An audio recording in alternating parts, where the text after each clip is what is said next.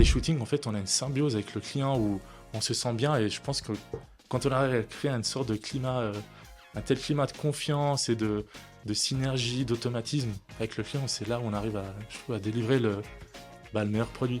Je pense que de s'entourer des de bons partenaires médias, ça peut faire toute la différence. Ça fait un peu plus de 10 ans que tu es dans le domaine. J'imagine que ça a bien évolué, un peu le domaine de la pub. Et puis, est-ce que tu vois une évolution? Est-ce que tu penses qu'il y aura aussi des évolutions prochainement? Aujourd'hui aussi, les consommateurs, ils attendent de l'humour, ils ont besoin d'une sorte de réenchantement un peu. Et je pense que c'est aussi peut-être un point que nous, sur lequel on devrait s'appuyer, peut-être nous aussi, de se dire, ok, peut-être si le client a besoin d'un réenchantement, est-ce qu'il ne faudrait pas essayer de changer peut-être de vision un peu publicitaire? Bienvenue sur Romande Insight, le podcast qui vous invite à découvrir les parcours de celles et ceux qui osent et qui inspirent en Suisse romande. On parle de business, de cheminement professionnel et d'équilibre de vie avec des personnalités qui façonnent notre région. Nous, c'est l'équipe de Qual Insight, un institut d'études de marché basé à Lausanne. On vous propose un moment dynamique, sincère et toujours proche des réalités du terrain.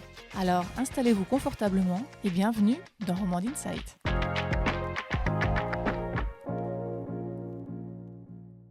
Bonjour et bienvenue dans cet épisode de Romande Insight. Aujourd'hui, il n'y aura pas Esther. Le but de notre épisode, c'est justement de changer un peu les animateurs et on va aussi de plus en plus diversifier l'animation au fil des prochains épisodes. Donc je suis Julia Pacifico et je suis accompagnée pour cet épisode de Danilo Reciniti. Bonjour à tous.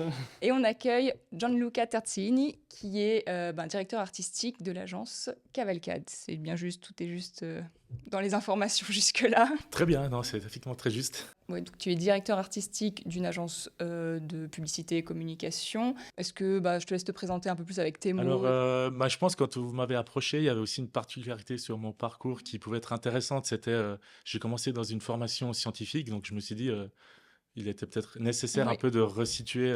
Resitue, vas-y. Alors, si je dois remonter dans le temps, j'ai une scolarité un peu sans embûche de la primaire à la secondaire. Oui. Où là, justement, tout s'est très bien passé jusqu'au gymnase, choisi option spécifique biologie-chimie, puis j'ai fini en études de médecine à l'université de Lausanne. On va dire, j'ai très rapidement ressenti, en fait, dans ce cadre-là, qu'il me manquait un peu une fibre artistique. On va dire aussi le cadre, hein, la particularité de cette année-là, c'est que le numerus clausus, il n'y avait pas de numerus clausus, donc c'était ouvert un peu à tout le monde. Si je ne me trompe pas, on était 1000 étudiants en classe le matin. Alors, j'adore les contacts humains, mais c'est vrai que là, c'est un peu l'inverse.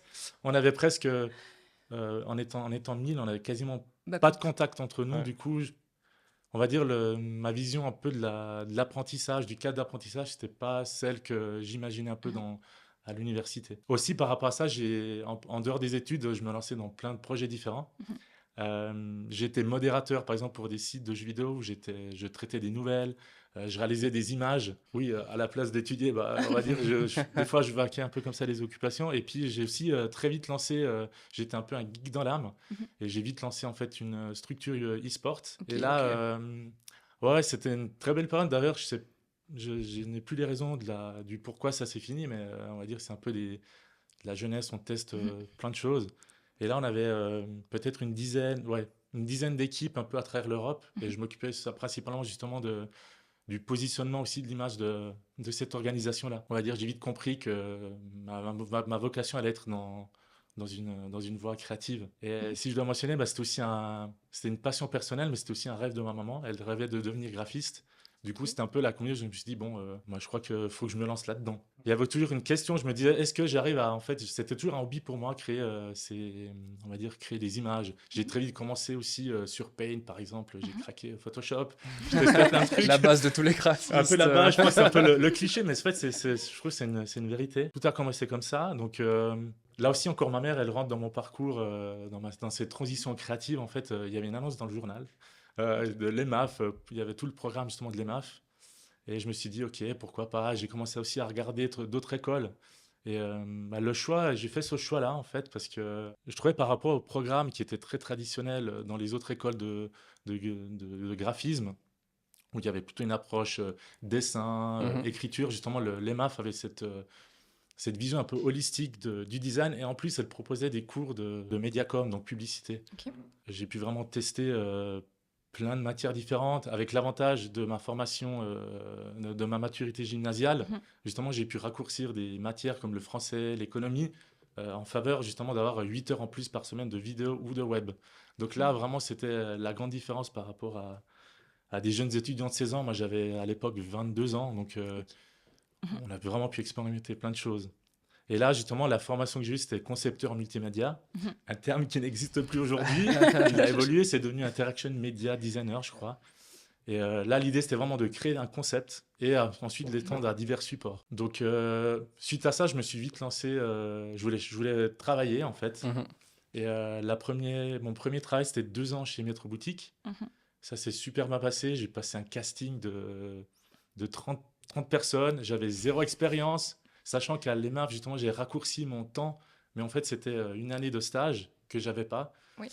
Et du coup, je me suis dit, ouais, quand même étonnant, ils choisissent un étudiant qui n'a pas d'expérience dans l'entreprise. Donc, j'ai vraiment pu tester liberté créative. J'ai travaillé sur des marques internationales, un peu indirectement, sur tout ce qui était vestimentaire. J'ai vraiment une richesse créative. Mais il y a aussi j'ai eu plein de difficultés à la fin. Je ne sais pour quelle raison. Je crois il y avait une dissonance entre ma vision peut-être et la boîte, mais je dirais pas que c'était un échec. J'ai appris plein de choses et là, j'ai tiré 2 conclusions. Je dirais la première, c'était je ne voulais plus travailler chez l'annonceur. Je voulais peut-être avoir davantage évoluer davantage justement. Puis c'est un peu là où je me suis dit, ok, je ne veux pas travailler chez l'annonceur. J'ai envie d'avoir une agence de pub où on a énormément de clients et j'ai vu pas mal d'agences et finalement, après quelques recherches, j'ai vite trouvé Franz René. Je ne connaissais pas du tout, en fait.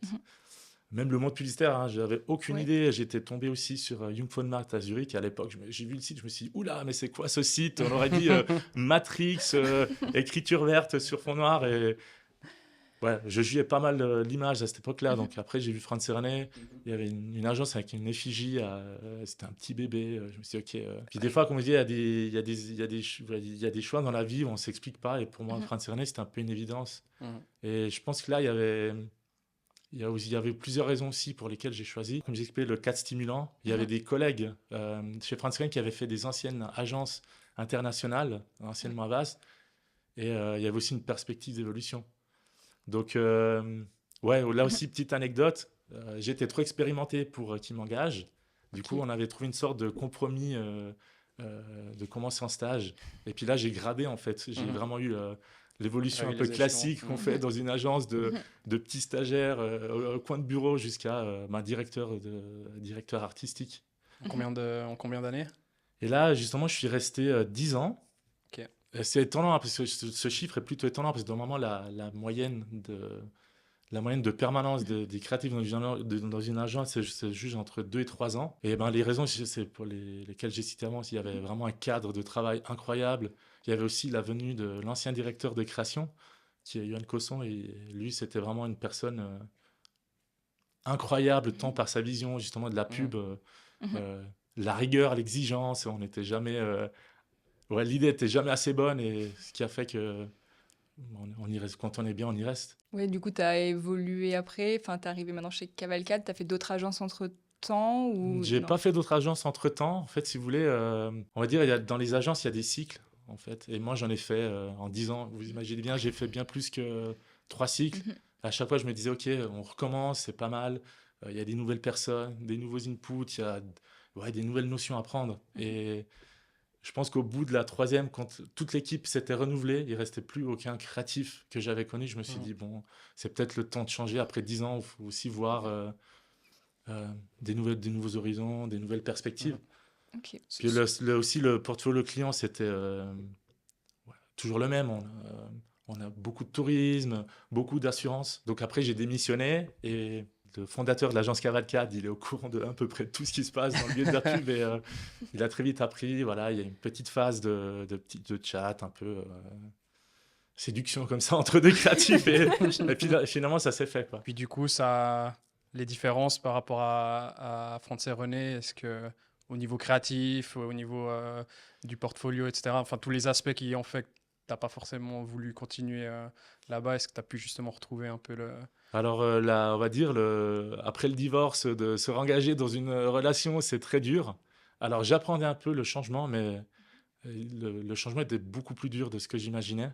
C'était une remise en question vraiment totale sur tout ce que j'avais appris, en fait, sur plein d'aspects, autant les clients, méthodologie de travail, vision de l'agence, vraiment tout, en fait, tout. C'était un peu mon choix de changer, c'était ça, ouais, de me retrouver dans une nouvelle agence et de voir comment on travaille. Et là, ben, on va dire que c'était très dur, mais du coup, j'étais récompensé. C'était un peu le but que je voulais, c'est vraiment apprendre une nouvelle façon de travailler, opérer. Du coup, la différence entre France René, je dirais, et Cavalcade, on avait une approche plutôt stratégique, aussi due au fait que le France René était fondé par deux personnes, deux accounts. Donc, on avait une vision très orientée marketing. On faisait énormément de sessions d'évaluation, du briefing jusqu'à l'évaluation finale, que ce soit pour le rendu d'un pitch ou l'envoi client. Ici, en fait, on va dire l'ambiance est totalement différente. Aussi, on va dire le motto de l'agence, c'est tirer la langue à la banalité. J'adore. Et on va dire que c'est plus qu'un motto, c'est une philosophie, ça gère un peu toute l'agence. Justement, par rapport à avant, où oui, l'idée est importante, la justesse. Ici, en fait, l'important, c'est l'idée. C'est un peu Je pense qu'il y a eu des notions de grands noms publicitaires nous ont un peu transmis cette idée killer, l'idée qui tue, voilà. Et ici, vraiment, c'est un peu cette philosophie-là aussi, parce que justement, Yann Cosson et on va dire aussi David Fondiret ont grandi avec cet esprit de ces belles agences qui ont fait toute la renommée de la publicité. Et c'est un peu la philosophie de l'agence. C'est vraiment de trouver une idée, quelle que soit l'heure, même une heure avant la présentation. Si l'idée est mieux que tout ce qu'on a fait, ben on présente cette idée-là. Ouais, il y a aussi cette recherche d'audace constante, sortir des clichés. Il n'y a pas de barrière à l'exécution. Enfin, j'imagine qu'il y a certaines fois des idées peut-être un peu irréalisables ou qui paraissent irréalisables. J'ai l'impression que vous êtes un peu sans barrière par rapport à ça et puis qu'il y a la volonté justement de casser les barrières et puis de... Exactement, je disais justement par rapport à... Moi, je pense que c'est l'important d'une agence, c'est un peu les personnes qui la créent, justement. C'est pour ça aussi j'ai quitté France René. Et ici, l'idée, c'est, on va dire, on va essayer de s'affranchir un peu des clichés. C'est ce qui fait, on essaie de se démarquer. Même si on a une première idée, on se dit, OK, c'est peut-être une idée, mais c'est pas forcément un concept hyper original. On va pas rentrer là-dedans, on va pas présenter cette idée-là. On va vraiment continuer une recherche. Et je dois dire que j'ai trouvé un directeur de création qui est un peu comme moi. Je m'y retrouve assez bien. On est très similaires sur cette idée où il faut constamment chercher et cultiver cette idée créative. Et c'est quelque chose qu'on a fait, en plus de s'affranchir, je trouve, des clichés, on s'approchait un peu de la méthodologie traditionnelle, je trouve, on va dire, de cette recherche d'idées ou de cette stratégie qu'on peut faire en interne. Et tu as un exemple de campagne que vous avez menée, justement, qui t'a marqué par rapport à ça, ou c'est vraiment l'idée naturelle qui ressort spontanément, qui prime si je dois donner un exemple, par rapport à, c'est peut-être pas forcément par rapport à Cavalcade, mais c'est plutôt une autre idée, c'était que j'ai réalisé justement avec Yann Cosson, c'était pour les établissements cotonaux d'assurance, où là, le brief c'était on veut copier en fait les campagnes de sensibilisation françaises pour les orages. Donc voilà, on veut pas être original, le but c'est ça, on prend l'exemple français, on veut la même chose. Et nous on s'est dit bon, ok, très bien, mais on va pas quand même recopier la France en créant on faisait une campagne plutôt sur les gestes qu'il faut adopter. Et là, je me rappelle, on a vraiment réalisé pas mal de sessions en interne pour trouver l'idée. On est venu sur une idée assez originale, c'était on veut surprendre. Autant, c'était un peu l'idée de base, mais on s'est dit on veut surprendre comme l'orage. Et à partir de là, on a un peu construit toute l'idée. On s'est dit, OK, comment l'orage nous surprend? En fait, on est dans le noir. Et on s'est dit, OK, bingo, on fait une publicité entièrement noire de 20 secondes. Alors, malheureusement, l'idée n'a pas passé comme ça. Le client, il a dit, OK, je paye quand même la publicité, je ne peux pas transmettre 20 secondes de noir. Et c'est vrai, il y a aussi côté consommateur, de projeter une image noire à la télé, ça ne marche pas du tout. Les gens se disent, il y a un problème. Donc voilà, après on a su un peu réadapter le curseur, mais c'est vrai que cette campagne-là, elle était assez percutante. Et on avait aussi toute la recherche. En fait, l'idée de base, on voulait d'abord, on voulait réaliser en vrai. Ok. On veut montrer des orages, des dégâts d'orage violents. On veut choquer. Voilà, c'était un peu ça. Et puis on avait compris que le budget allait pas Ouais, suivre. c'est ça. Filmer des orages en Suisse, il n'y en a pas tant que ça. Il y a quelques intempéries, des guerres, mais il n'y en a pas tant que ça. Et là, on s'est vite tourné. On s'est dit, bon, l'illustration, c'est notre solution. Et là, on a commencé à faire plein de recherches.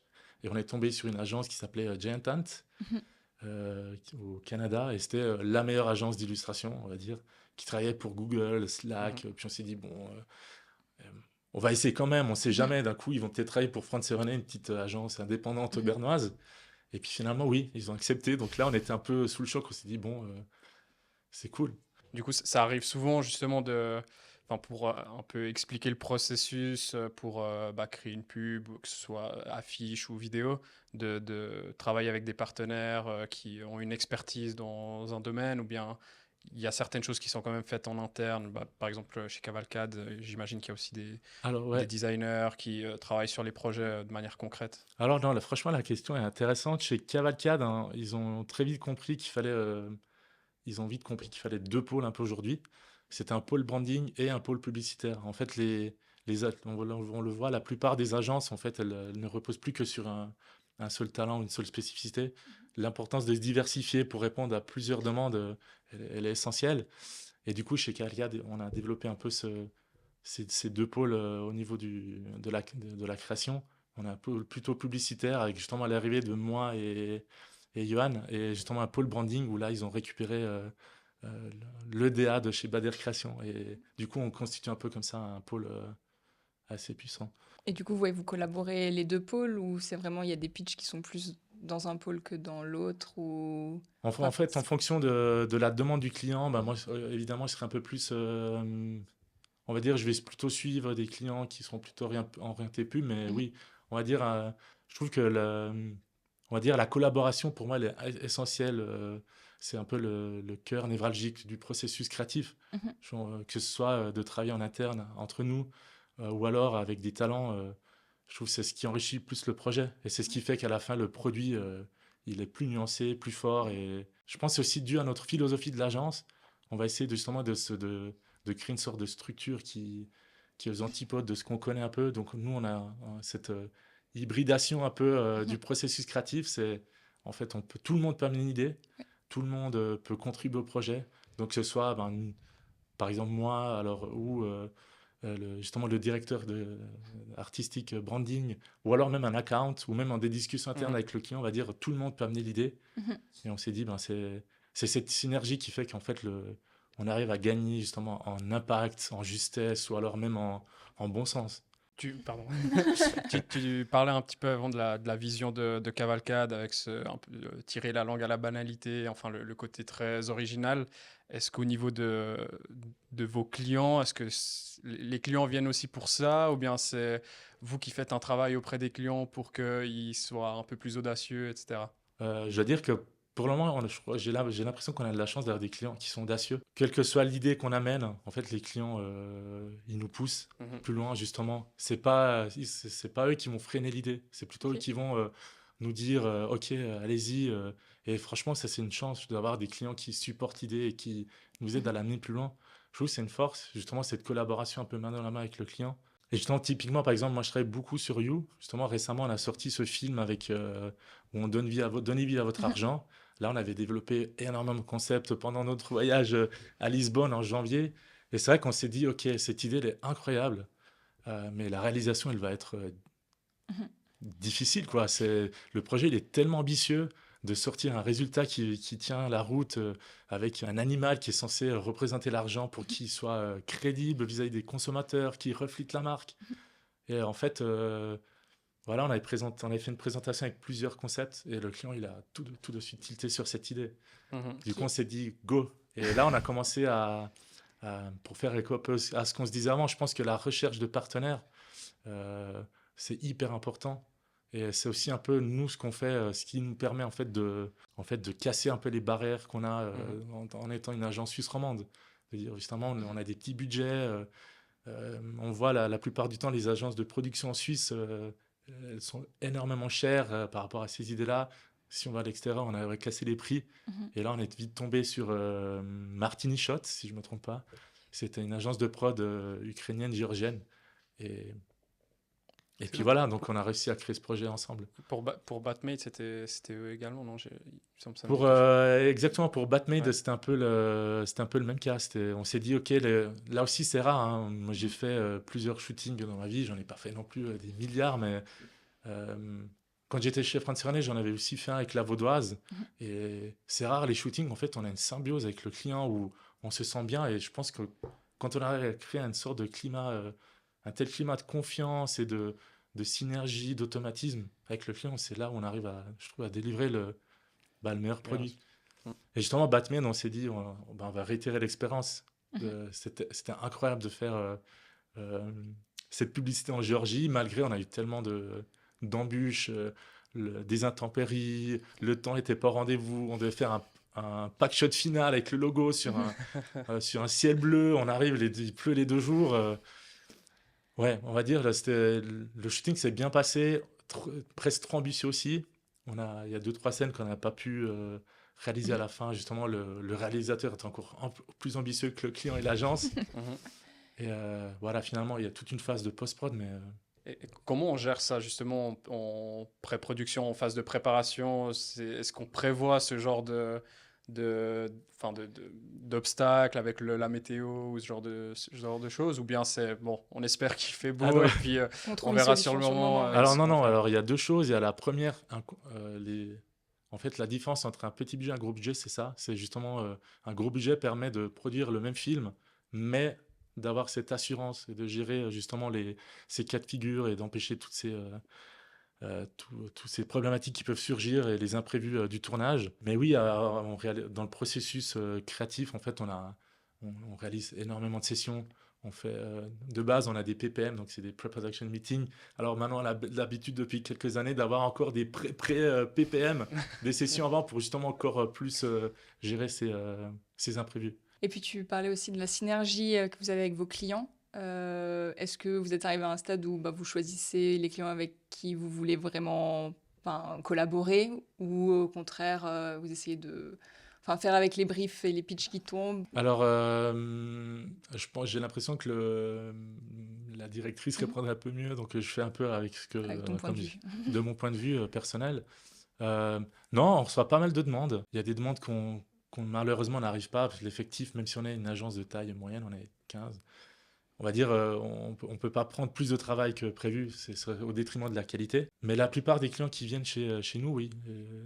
On le voit dans la demande, c'est OK, on a pris 2 agences, on prend Cavalcade, on veut une réponse créative qui sort un peu de l'ordinaire. Oui, ça c'est quelque chose qu'on rencontre assez souvent un peu dans les demandes. Après, dans le tri, ouais, là, le choix se fait plus, est-ce que le mandat, il est intéressant, ou est-ce que au niveau financier, il y a ou impact, justement, visibilité du client.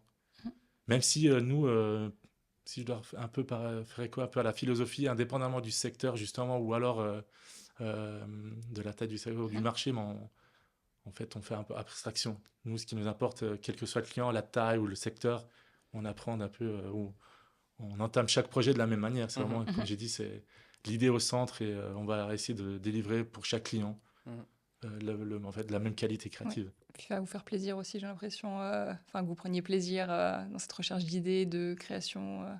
Ça se ressent.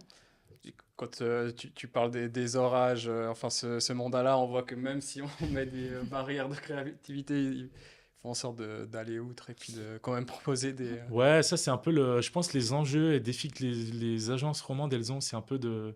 Moi, on a souvent appris en fait à plutôt que de contourner en fait ces contraintes où en fait on n'arrive pas, où on dévie après de la demande. Moi, je pense qu'il est vraiment important d'embrasser ces contraintes, de dire en fait on va faire avec. Ouais. Un débrief client, on peut pas dire non, le client ne comprend rien en fait. Non, c'est pas comme ça que ça marche. Il faut plutôt se dire ok, pourquoi, on essaie de comprendre, on embrasse ces contraintes et c'est ce qui fait que le produit en fait, oui, il sera différent de ce qu'on a imaginé, mais il sera mieux. Et on a eu plein d'exemples comme ça. Récemment, par exemple, on a produit... la plupart des campagnes qu'on a produites, c'était des campagnes à 0 budget. Par exemple, c'était la campagne pour le émissaire, où là, fallait déjà présenter la mission du émissaire, comment on représente le émissaire visuellement. C'était un peu mon challenge. en disant on a zéro budget, donc il faut faire avec le matériel existant. Là, on a testé énormément d'axes et on a testé vraiment énormément d'axes différents. Et à la fin, on est arrivé à la conclusion, ok, peut-être qu'une seule typo qui reflète en plus, qui est vraiment très. Là, il y a déjà une affiche très minimaliste, centrée sur l'émotion, et justement, le choix de la typo était hyper important pour symboliser la vie que subissent justement tous ces réfugiés ou ces personnes qui subissent des guerres. Et c'est-à-dire, c'est aussi un peu ce que j'aime bien faire. Personnellement, c'est ce qui me motive aussi beaucoup. C'est ça, c'est de rechercher un peu cette quête de l'essentiel, le visuel le plus simple possible, qui n'est pas facile, hein, d'ailleurs, il faut préciser. Je pense on peut vite tomber dans la facilité, avoir une surabondance d'éléments, faire clignoter l'affiche. Moi, je pense que vraiment le plus important, c'est de trouver une bonne balance entre esthétique et hiérarchie d'infos. C'est un truc que j'aime bien faire.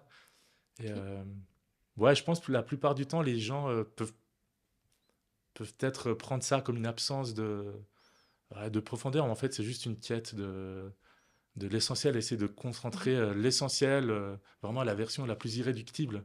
Ouais. Et je pense que ça, c'est un truc que les DA, ils aiment bien faire. C'est comment on arrive à avoir ce petit saut créatif, cette différence, mais tellement simple.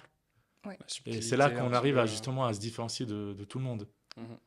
Oui, que ça reste. Nous, on le voit dans les tests des consommateurs qu'on fait au niveau des publicités, c'est que ce soit déjà compréhensible, c'est un grand pas, que ça reste en mémoire et que ce soit simple, on n'ait pas à réfléchir au sens, au message derrière, que ça fasse tout de suite écho et que ça reste impactant, même si les consommateurs n'arrivent pas à dire par quoi ça passe, mais qu'il y a ce ressenti d'une affiche, d'une vidéo ou autre. Et puis, je voulais rebondir aussi sur ce que tu disais. Vous êtes une agence suisse romande. Est-ce que ça a un impact sur la créa, sur vos clients sûrement, ou est-ce que vous revendiquez suisse romand, ou vous voulez casser ces barrières géographiques et culturelles? On va dire que la situation géographique fait qu'on a principalement des clients romans. Ce qui est un peu l'inverse chez Franz Hornet, le fait qu'il soit à Berne. C'était aussi un choix de l'agence d'être à Berne. Et là, les demandes étaient plutôt des organisations gouvernementales ou plutôt justement à Berne. Il y avait justement ils avaient autant de clients français que romans, que alémaniques, pardon. Oui. Ici, on a principalement des clients romans, oui, effectivement. Et non, je dirais en fait, même si on a une agence romande, je pense que le fait d'avoir plusieurs des personnes expérimentées, même si on est une agence romande, je trouve que on peut avoir autant d'ambition que les agences internationales. D'ailleurs, vous avez eu beaucoup de prix, enfin beaucoup, relativement, même des prix à l'étranger. Sur le site, on les voit bien sur le site. Est-ce que c'est important d'avoir ces prix à l'étranger? Qu'est-ce que ça apporte en termes de créa, en termes de clients? On va dire, quand j'étais jeune, oui, personnellement, c'est quelque chose qui intéresse un peu comme tout le monde quand on regarde, que ce soit aussi le sport, dans le secteur du foot, la Coupe du Monde. Voilà, on se dit, ok, on va peut-être envie de se challenger. Après, par rapport à l'agence, je dirais que non. En fait, nous, le principal objectif de l'agence, c'est de répondre au briefing client, de s'aligner avec ses objectifs et justement de délivrer une campagne qui soit plaisante aux clients et qui réponde justement aux besoins des consommateurs. Et après, faut pas se cacher, je trouve les prix, c'est un peu une sorte de récompense qui va favoriser un peu cette relation client-agence. En fait, c'est un peu aussi une sorte de gratification de se dire, OK, on a fait un bon travail. Ouais.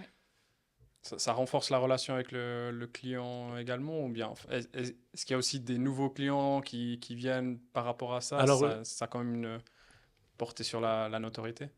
Alors comme j'ai dit, ça renforce la relation client, d'autant plus que c'est les on va dire, paradoxalement, c'est les clients qui nous demandent d'inscrire les prix au concours. Justement, par exemple, Swissquote et You, ils sont très axés sur les prix. Et c'est vrai que nous, ça nous fait plaisir. Mais c'est pas, comme j'ai dit, quelque chose qu'on recherche. Nous, on essaie d'abord de créer une campagne qui fonctionne. Et après, si on arrive à allier justement justesse et créativité, et en plus, c'est primé et reconnu par des pairs, très bien. Et puis, il faut se dire aussi, par exemple, le prix qu'on a gagné de l'inclusion. Oui, alors c'est quelque chose qui est très important et ça a permis justement de favoriser un peu le développement de l'agence. Dans quel sens? On a eu d'autres demandes, en fait. Il y a pas mal de personnes qui ont dit, OK, c'est intéressant, on voit que l'inclusion vous intéresse énormément aussi. Et on a eu pas mal de demandes de clients qui se sont dit, on veut collaborer avec vous grâce à ça. Et comme vous avez dit, oui, je pense gagner un prix, ben, aussi, vu les demandes qu'on a eues, Mhm. c'est une grande porte, c'est une autre, C'est une bonne pub. c'est une bonne pub, Oui. ça favorise aussi indirectement, indirectement aussi pendant les événements. Je veux dire, pendant les événements, on peut faire du réseautage très directement. Il y a énormément d'annonceurs qui sont présents. Et oui, un peu comme tout, je pense que si pas qu'on se définit les meilleurs, mais c'est, on va dire, de s'allier avec des partenaires. Je pense qu'en tant qu'annonceur, si je vais plutôt rechercher quelqu'un qui arrive à produire un bon service ou une bonne pub. Ouais. On sait on arrivera à avoir le même résultat en fait. Mhm. On a, enfin, durant tout le podcast, on a un peu parlé des briefs, justement, du coup, des demandes des clients.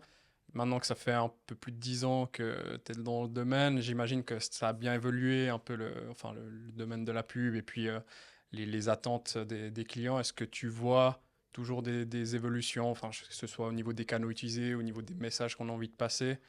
Est-ce que, voilà, est-ce que tu vois une évolution? Est-ce que tu penses qu'il y aura aussi des évolutions prochainement par Alors rapport à la ça? question, elle est elle est très pertinente. Je pense que je vais essayer de répondre de la meilleure manière selon mon avis personnel. Euh, alors franchement, la publicité a énormément évolué. Je pense qu'il y a une phase très critique qu'on a tous vécu, c'était un peu le Covid, on l'a vu. Euh, nous, on fait pas mal de recherches, on s'intéresse, on s'inspire, on regarde des sites justement de pub, pas uniquement en Suisse, mais aussi au niveau mondial.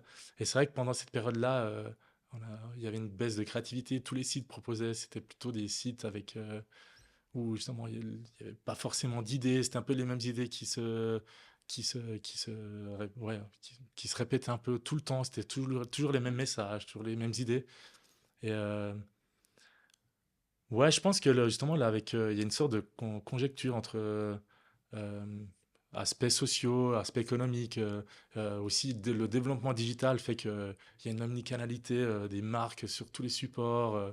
Je pense que ça peut aussi être une raison, créer une sorte d'oppression auprès des consommateurs. Je pense que tout ça fait que j'ai l'impression, et on le voit un peu récemment aussi avec des agences en Suisse romande, non, en Suisse alémanique qui essayent, par exemple Sync, où ils ont opté sur un tout nouveau style, un peu plus nouveau en guillemets, parce que c'est plutôt des pubs qu'on faisait il y a 10, 15 ans en arrière. Et là, ils misent un peu plus sur l'humour, justement. Et comme je disais, justement, plutôt que de tomber dans des pubs on purpose, on essaie de dramatiser à fond, nous donner des causes sociétales. En fait, j'ai l'impression que les clients, euh, aujourd'hui, aussi les consommateurs, ils attendent de l'humour, ils ont besoin d'une sorte de réenchantement un peu. Mhm. Et je pense que c'est aussi peut-être un point que nous, sur lequel on devrait s'appuyer, peut-être nous aussi, de se dire, OK, peut-être si le client a besoin d'un réenchantement, est-ce qu'il ne faudrait pas essayer de changer peut-être de vision un peu publicitaire? Et ça, on le remarque beaucoup par rapport à ça. Nous, on le voit aussi pas mal dans nos études. Alors, ça ne concerne pas forcément les tests de publicité, mais c'est vrai qu'il y a, ça dépend des segments de population, mais il y a quand même une morosité des fois ambiante. Voilà, enfin, il y a des choses qui vont pas dans le contexte social, environnemental, etc. En tout cas, la manière dont c'est perçu par les gens. Et c'est vrai que quand ils consomment un contenu médiatique où il y aura forcément de la publicité, ou même quand ils sont dans la rue, ils ont envie de légèreté, ils n'ont pas envie de quelque chose qui leur refait penser à la négativité, à des choses graves. Ils veulent justement des choses de l'évasion, du divertissement, de se vider la tête, temporairement en tout cas, d'avoir un peu, comme tu disais, ce réenchantement, des petites piqûres de réenchantement, on va dire, à ces moments-là. Et je pense que la pub aussi en fait partie. Il y a tout ce qui est médiatique, les séries, les films, mais la publicité fait partie de nos vies aussi pour ça. Ouais, on le voit justement en plus de ces enchantements. Justement, si je peux ajouter, il y a aussi un peu l'évolution des supports de communication. On a là eu un foisonnement de FOH en ce moment où justement ça permet de réaliser des pubs qu'on ne pouvait pas réaliser il y a 10 ans en arrière. Si on a une idée par exemple de une tonne de chaussures qui envahissent une place d'une ville, on va dire c'est beaucoup plus simple de le faire en 3D et de faire croire que c'est vrai Ouais. en digital. Et c'est vrai que cette évolution-là fait qu'on arrive à proposer des idées un peu nouvelles, Mhm. couplées justement à à ce besoin de réenchantement, c'est un peu plus facile, je trouve. Justement, on le voit, comme j'ai dit, on a plutôt des pubs, les pubs elles performent beaucoup plus hein, que Mhm. des campagnes. On essaie d'avoir une grosse stratégie. Du coup, on est plutôt sur des jeux de mots, par exemple. Les gens percutent beaucoup plus facilement. Ou alors, avoir une pub où il y a de l'humour, les gens, ça marque un peu plus les esprits. Et ouais. Mhm. Oui. Peut-être au niveau du process créatif, mais aussi des choix des canaux, est-ce que c'est le client qui vient directement avec ses idées, ses besoins, ok, on a besoin d'un spot TV ou on a besoin d'une affiche, ou bien c'est selon les besoins, la demande, c'est vous qui allez venir avec une proposition de, ok, là on fait que du, je sais pas, format réseaux sociaux vertical, ou on fait des affiches, etc. Alors là, comme on parlait, justement, on avait entamé un peu le sujet du partenariat ou Mhm. de travailler avec des talents un peu dans l'industrie. Je pense qu'il n'y a pas que des photographes, vidéastes ou des artistes, justement, qu'il est important de côtoyer. Il y a aussi les agences médias. En fait, là, aussi les agences médias font un travail énorme, justement, dans notre processus de création. En fait, ils interviennent assez rapidement. On leur soumet le concept, que ce soit par exemple une agence digitale Loop pour You. Mhm. Quand on présente un concept, ils sont présents. Pareil, après la présentation de l'idée, première présentation client par exemple, on intervient aussi, Mediatonic intervient assez rapidement. Ok. Et là, je pense que de s'entourer de bons partenaires médias, ça peut faire toute la différence. Je pense que oui, une idée, elle peut être très bonne, Mhm. mais si elle n'est pas diffusée de la bonne manière, Mhm. d'où l'importance, je pense, d'avoir un bon partenaire média. Et là, on le voit, par exemple, quand on a réalisé le chien pour You, le petit Guy pour You, c'est Mediatonic qui est venu en disant, hey, il y a une opportunité à faire, il y a ces 3D Wash, on va faire semblant pour créer un peu d'impact, Mhm. euh, faire semblant que le chien sort et ça crée euh, plus de curiosité. Les consommateurs sont un peu émerveillés devant ce chien qui sort. Mhm. Et on le voit par exemple aussi encore cette semaine, justement. Avant, j'ai vu par exemple Migros, ils ont repris leur petit bonhomme, Ouais. Ah ouais. le petit Mip, là, je sais plus comment il s'appelle, mais aussi avec le même concept, de se dire, ok, j'ai l'impression que le petit bonhomme, il sort de l'affiche. Ouais. Donc voilà, ouais. Je dirais que de s'entourer de bons partenaires médias, ça fait C'est aussi toute important, la ouais. différence Ouais. et c'est important. Clairement. Et puis, je rebondis aussi, tout à l'heure, tu disais enfin, sur ce côté humour. Nous, on a fait un petit sondage auprès de notre panel. Donc, il y avait un peu moins de 500 personnes qui ont participé sur l'image que les gens ont de la publicité, enfin, en tout cas, les romans. Et puis, c'est vrai que ce qui ressort en spontané, enfin, ce qui marque dans les mémoires spontanément, c'est l'humour, le côté décalé. Et puis des gens se souvenaient même de pubs très anciennes dans nos questions, c'était assez marrant. Il y a des pubs vraiment qui ont marqué à ce niveau-là. Toi, tu disais que c'est pas forcément un axe que là chez Cavalcade vous avez ce côté un peu humour décalé ou Ah c'est quelque si, chose. Ah, on si, essaie ouais. quand même. Par exemple, sur Batman, on a un peu Mhm. la réponse de dire, Oui. de vendre une application de ménage Mhm. où des gens Ça, font c'est des marrant. gestes un peu particuliers avec Oui. leur téléphone. Et on a rencontré un succès assez bon auprès des consommateurs, clients et Mhm. aussi on va dire dans le milieu de la Oui. publicitaire, il y a énormément d'agences ou Mhm. d'agences concurrentes ou de concurrents. Ils nous ont félicité justement pour l'idée là. Ouais, c'est quelque chose qu'on cherche aussi, ouais. Mhm. Ouais, ça dépend un peu en fait du client. Mais c'est vrai on va pas forcément avoir un propre style. Mhm. Oui, alors il y a l'idée créative, mais de dire qu'on a un style, je trouve c'est pas. Je trouve le style, c'est plutôt quelque chose qui est auprès des artistes qu'on va justement contacter ou partenaires. Je Mhm. trouve le but d'une agence, c'est vraiment de prendre un peu l'essence même d'une marque, de l'identité, Mhm. et justement De faire sortir. de faire valoriser cette identité-là et comment on transmet de manière créative cette identité-là. Ok. Et ça me fait tu me tends une perche directement. Dans ce sondage, on demandait quelle marque ou quelle pub ils se souvenaient spontanément. Et celle qui ressort le plus, c'est la mobilière, avec une publicité, je pense que tout le monde voit directement. Enfin, en Cher tout cas, mobilière. un style. Toi, avec ton point de vue créa, comment tu décortiques cette pub? Qu'est-ce qui fonctionne? Enfin, quelle était l'idée derrière, ou en tout cas le parti pris qui fait que c'est la pub que tout le monde se souvient? Alors, il y avait deux aspects qui vont reprendre un peu, Mhm. je pense, toutes les thématiques qu'on a Ouais. abordées dans ce Mhm. podcast.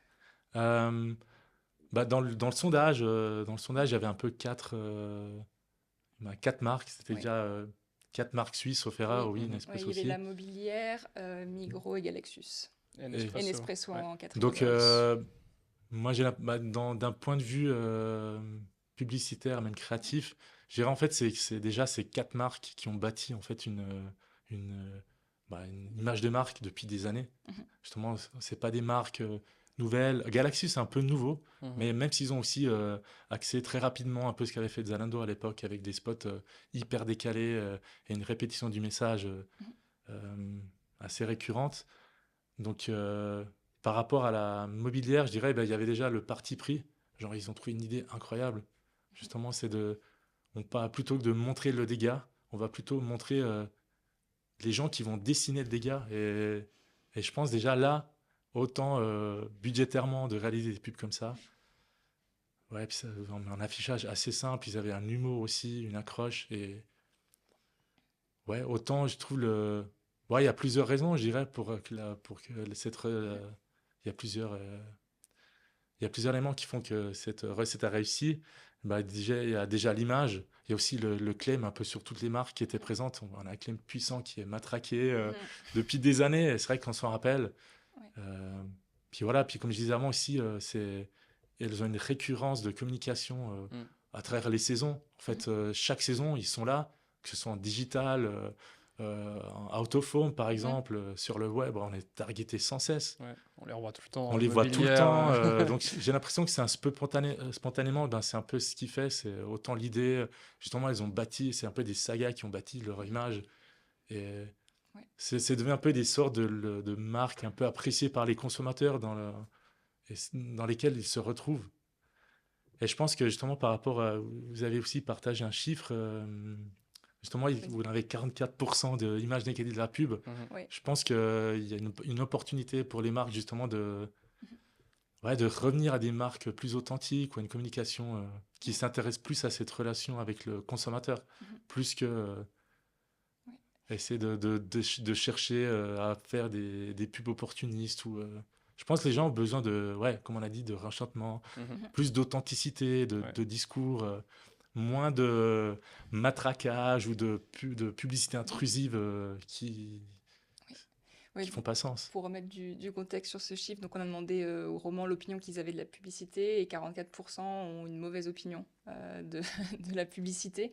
Est-ce qu'il n'y a pas aussi, en plus de ce que tu dis, le matraquage, mais aussi la fréquence, le fait que peut-être aussi des fois un manque de personnalisation ou une pub qui correspond vraiment à 100% à mes besoins est beaucoup mieux acceptée que quelque chose qui arrive comme ça spontanément. Ouais, je pense que c'est une réponse que peut donner aussi au sondage. Je pense qu'il y a des pubs dans lesquelles les gens ne se reflètent pas du tout et on le ressent dans ces chiffres-là en fait. Ouais. Puis tu parlais avant un peu d'oppression justement avec tous les différents canaux sur lesquels on est, on va dire, je trouve pas mon mot. En digital, voilà, par en exemple. digital, ouais, enfin dans le sens on est face à différents canaux toute la journée, que ce soit digital avec le téléphone, la télé, la radio le matin dans la voiture. Il y a aussi ce côté un peu oppressif où il y a à chaque fois des nouvelles pubs. Est-ce que tu penses que ça participe aussi à cette opinion un peu plus négative de la publicité ? Bah moi, je pense que ça y contribue fortement. Je pense qu'il n'y a rien de plus embêtant qu'on regarde une pub, par exemple, une vidéo sur YouTube, pour ceux qui n'ont pas l'abonnement premium, et on a constamment des pubs. C'est toutes les minutes, même sur des podcasts longs. Si on avance le curseur, on a directement une publicité.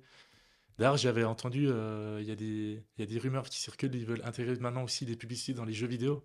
Justement, on est en train de jouer à Call of Duty, par exemple, et en pleine campagne solo, voilà, il y aurait des affiches dans les jeux, quoi. Je tiens à dire que nous, sur YouTube, le podcast, vous pouvez le regarder sans pub. Il n'y a pas de publicité. Et idem, hein, pareil aussi, il parlait justement de tout ce qui est Oculus Rift, toutes ces réalités virtuelles, réalité virtuelle, justement, il y a aussi toute une question de... Voilà, il y aura des publicités. Oui, je pense qu'il est nécessaire, justement, pour contrer un peu cette oppression et intrusivité, d'avoir peut-être une pub qui est un peu plus légère, authentique, où on se dit, OK, on est dérangé, mais ça me parle, plutôt que de se dire, voilà, sans faire de mention, mais il y a plein de pubs qu'on voit depuis des années pour des produits hyper promo qui ne sont pas incroyables, ça ne nous intéresse pas du tout. Et du coup, est-ce que vous avez des fois ça en tête enfin, quand vous faites vos campagnes créa, ce côté un peu saturation des fois des consommateurs ou c'est quelque chose qui est dur ben, enfin, vous êtes consommateur vous aussi dans votre vie de tous les jours, donc vous voyez bien ce que c'est la saturation de la publicité. Est-ce qu'il y a des choses que vous mettez en place pour atténuer ou au contraire Bon, après, je pense que c'est difficile hein, de gérer un peu toute la j'imagine. diffusion parce que c'est pas nous qui la gérons, mais nous, peut-être qu'on peut, si je peux dire, on va essayer de créer justement un visuel le plus simple possible. Justement, miser peut-être sur la clarté, la simplicité. On a la chance d'avoir deux rédacteurs, copywriters, c'est genre une première, en tout cas en Suisse romande. Et voilà, je trouve d'avoir un bon message qui parle aux gens Mhm. sans détour, sans fioriture, sans avoir des. On en voit, hein, il y a Ouais. un foisonnement d'accroches assez, des fois, clichés. Donc de rester authentique, je pense que c'est pas mal. Ouais. Pour C'est une le bonne laisser. opportunité pour Ouais. créer un lien avec son consommateur, une Mhm. connexion.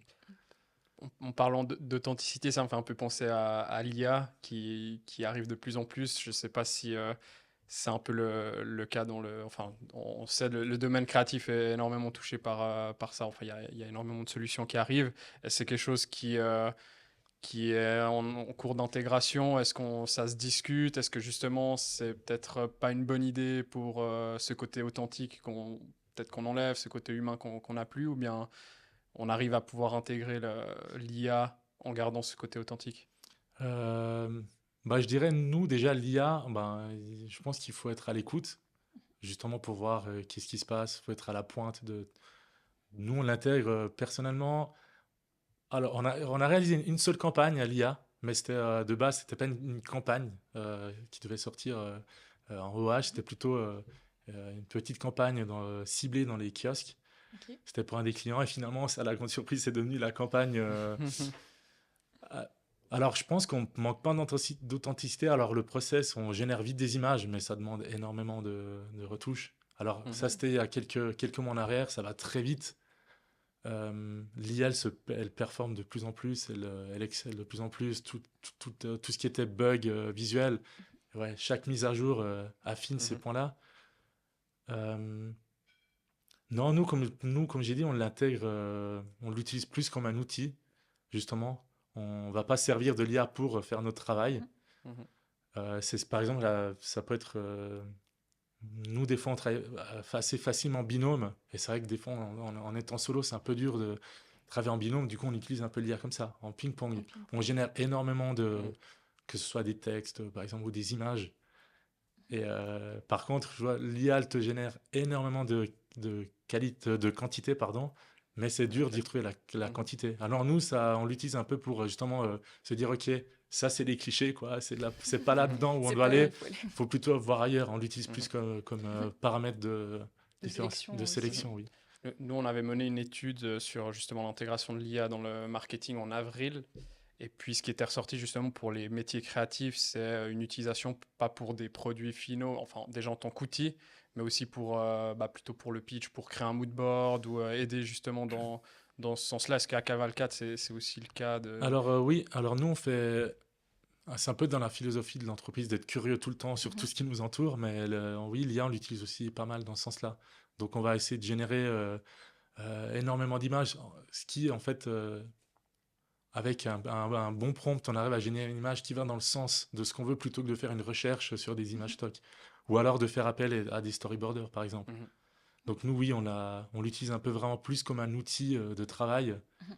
plus que, ouais, plus que de faire le travail à notre place. Je sais aussi, il y a énormément de... Par exemple, il y a ChatGPT, mais il y a d'autres versions de ChatGPT. Par exemple, l'autre jour, j'ai vu qu'il y avait ChatGPT, mais version coopérateur agence. ouais. Alors, je n'ai pas testé, donc j'arrive pas à me dire si le produit est bien. Oui. Et personnellement, j'aime bien aussi tout ce qui est technologie, donc j'investis pas mal dans les prompts. Mhm, Après, ouais, c'est un taf à part entière. Il faut apprendre toute la ouais, il nouvelle faut... grammaire. Il y a une nomenclature précise Mhm, et chaque mise à jour, elle apporte des nouveautés. Mais Mhm. on va dire que c'est incroyable, oui. Là aussi, il mhm, y a tout le développement d'IA vidéo. Ça explose de partout.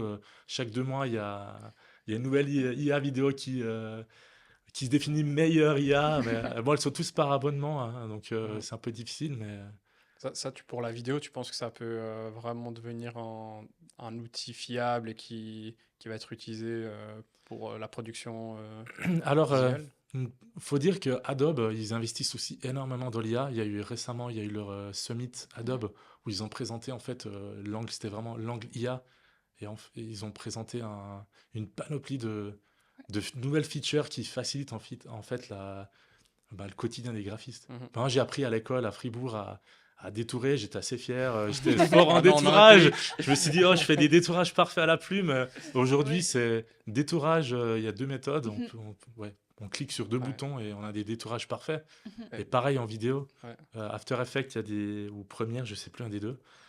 On peut étendre des cuts qu'on a pris et ça va recréer la scène qui nous ouais. manque, la suite. Donc ouais, on va dire que même Adobe l'ont très bien compris. Moi, je dirais c'est l'IA. Oui, il y a deux points. L'IA, elle a un style à part entière. Si on n'a pas toute la nomenclature ou la connaissance pour générer des images, on a un style précis, on le voit. Mhm. C'est toujours très dramatique, très contrasté. Il y a aussi d'autres ils appellent ça des références SREF. On peut dropper des styles très précis. Par exemple, je veux une image qui ressemble à une peinture de Dali, par exemple, et on aura ce style-là. Mais j'ai l'impression que c'est un peu à la star quand la photographie arrivait, la peinture, je pense que ça va devenir une sorte de médium Mhm. d'expression et pas plus ça va remplacer ce qu'on fait. Mhm. Par exemple, on le voit aujourd'hui, il y a des agences de prod, Visualize à Zurich par exemple. C'était une agence de prod orientée que photographe et là ils proposent un peu les deux. Donc il y a autant photographie ou alors des images IA. Ok. Mais là aussi, on va dire, il y a des talents qui arrivent à maîtriser en fait l'esthétisme IA à un tel niveau. Mhm. Donc voilà, j'ai l'impression que c'est plus. Ouais, ça va. Je pense que c'est pas mal parce que ça va permettre à différents budgets de trouver un peu la solution qui le convient le plus. Mhm. Plutôt que de faire un shooting en plein milieu de la jungle. Voilà, si tu dois faire un exemple, on part plutôt sur l'IA et on arrive à gérer un peu tous les aspects. Oui, puis d'avoir aussi de nouvelles pistes créées à terme, s'il y a des nouvelles idées, s'il y a des nouvelles personnes qui, justement, sont des nouveaux artistes de ce médium-là, ils vont arriver avec des nouvelles idées, aussi des nouvelles manières de faire, ça va être... Alors, il y a explosion. énormément de talents qui vendent voilà, qui se définissent. Voilà, il y a un nouveau terme, c'est le prompt designer qui est arrivé. C'est un créneau qui m'intéresse aussi, mais comme j'ai dit, ça demande énormément de temps. Il faut maîtriser un peu toute la nomenclature, ne serait-ce qu'un petit paramètre fait que l'image, elle change. Ouais, bon, c'est un métier en soi, quoi. Ouais, exactement. Je pense que ça va Ça va devenir un devenir, métier en soi, un peu comme tous les métiers avec l'arrivée de nouvelles technologies. Je vois l'heure qui file. On a déjà pas respecté le timing imposé. Du coup, si ça vous va, je vais te poser la dernière question du podcast qui est si on doit inviter une nouvelle personne qui est dans ton entourage ou pas, ou quelqu'un que voilà, t'admires ou en tout cas le travail t'inspire. Le seul impératif, c'est qu'il ait un lien avec la Suisse romande. Qui est-ce que tu aimerais entendre à ce micro? Alors, difficile à dire, mais j'ai peut-être deux noms que j'aurais pu soumettre. Ouais. La première, je trouvais important peut-être de faire intervenir une femme, justement. C'est une ancienne stagiaire que j'ai connue chez France René. C'est une digital marketing. Elle fait du digital marketing. Et elle a entrepris un mode de vie nomade. Justement, c'est un peu toute cette tendance qu'on voit des influenceurs qui travaillent à distance. Et je me suis dit, voilà, il y a peut-être comment elle est arrivée à concilier cette vie nomade et tout en travaillant justement pour des clients romans, parce que je lui ai demandé justement si elle travaille encore en Suisse romande. Et oui, alors elle a ce contact roman, mais à distance, de voir comment elle arrive justement à lier ces deux.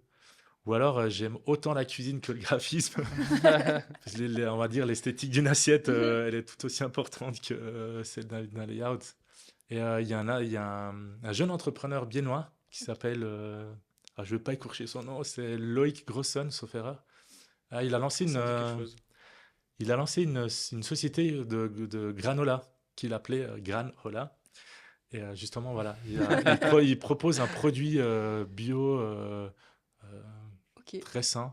Et je me suis dit, ok, c'est quand même de s'attaquer à l'empire, à cet empire du granola, un petit Bénois. Et aussi en termes de diffusion, il est pas mal implanté un peu partout. En Suisse romande. Et voilà, je me suis dit, c'est peut-être intéressant de connaître un peu son succès de réussite. Son succès à lui, oui. Sachant il est aussi nutritionniste, il faisait du digital marketing à la base, donc Ok. de voir cet aspect-là, je trouvais Ouais, il a intéressant. l'esprit entrepreneurial aussi. Ok. On note. Et puis, Et le nom de ouais, la... Ouais. j'avais posé la question. T'as pas donné le nom de la première personne. Ah, pardon, digital. c'était Vania Mendes. Ok. Ok. Parfait. Bon, Bah, ça on les donne marque des sur notre idées. petite liste. Et puis, pour répondre à tes deux critères, bientôt on va recevoir 2 femmes qui font de la pâtisserie. Donc, tu vois, tu auras Il y aura de de quoi Il y aura de la l'esthétique, des cuisine. assiettes, des femmes. Il va y avoir à tout ça. déguster. J'espère. J'ai pas soumis l'idée, mais peut-être que je vais arriver avec quelques prototypes. Très bien. Espérons. Bah, écoute, merci beaucoup, Gianluca, pour nous avoir accordé ce temps. Merci Danilo Merci aussi beaucoup, pour avec la plaisir, co-animation. merci. Et puis, merci à vous aussi d'écouter et à bientôt pour un nouvel épisode Romand Insight. À tout bientôt.